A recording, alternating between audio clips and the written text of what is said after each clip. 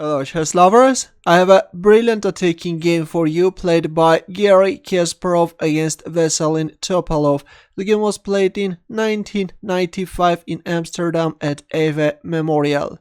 Topalov had white pieces and he started with e4, c5 by Kasparov, Sicilian defense, knight f3, knight c6, d4, c takes d4, knight takes d4, e6, knight c3, d6, Kasparov goes for Scheveningen setup, bishop e3, knight f6, f3, bishop e7, g4.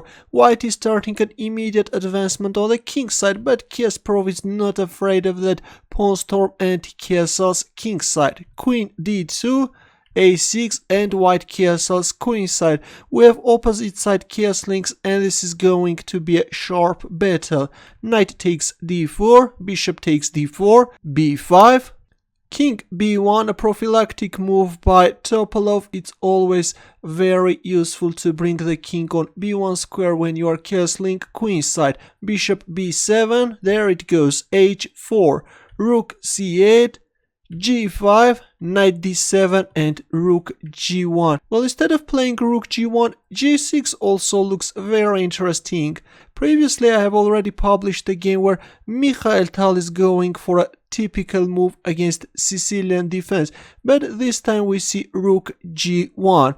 b4, at that time this was a novelty, kicking away the knight and then placing the black knight on e5 square, both threatening knight takes f3 and also the knight is eyeing on c4 square. Rook g3, Topalov is protecting the pawn on f3 square, but later we will see that the rook on g3 square is somehow misplaced. We see knight c4, queen c1, and e5, a strong response by Kasparov, kicking away the bishop and then a5. A strange decision by Topalov, placing the bishop on h3 square straight away would have been better. If rook c7 then h5, but instead after a5 we see bishop g2, bishop a6. Instead of playing bishop a6, another interesting alternative is placing the rook on c7 square. The idea is to bring the queen on a8 square. For example, if h5 then a4, if rook d3 covering the third rank then queen a8. The queen can be useful both on the queen side and also at some point black can bring into life this d5 idea, but instead after bishop g2 we see bishop a6. At some point already there can be some discovered attacks on white knight, that's why Topalov plays rook e1, protecting the knight on e2 square. a4. Now if we have a look at the position, white pieces are placed very awkwardly and in return black's attack is becoming more and more dangerous. Bishop h3. Finally Topalov is deciding to place the bishop on h3 square. First we saw bishop g2 and then bishop h3. Of course all this is losing a precious time. Rook c6, queen d1, d5. This is actually a powerful move by Kasparov. The idea is that now white can't capture on d5 with the queen because of this rook d6 move, and it turns out that white is losing his queen. For example, if a move like queen c5 then simply rook d1 check, if knight c1 then bishop takes c5, it's over. Let's go back. That's why after d5 Topalov captured on d5 with a pawn. Rook d6, f4, and now Kasparov is simply capturing on d5 with a rook. Rook d3 and soon white will lose that rook. It turns out that if a move like queen c1, then this knight d2 can be very unpleasant. If king a1 then knight e4, forking the bishop and the rook, and if a move like rook f3 then simply bishop takes e2, winning a piece.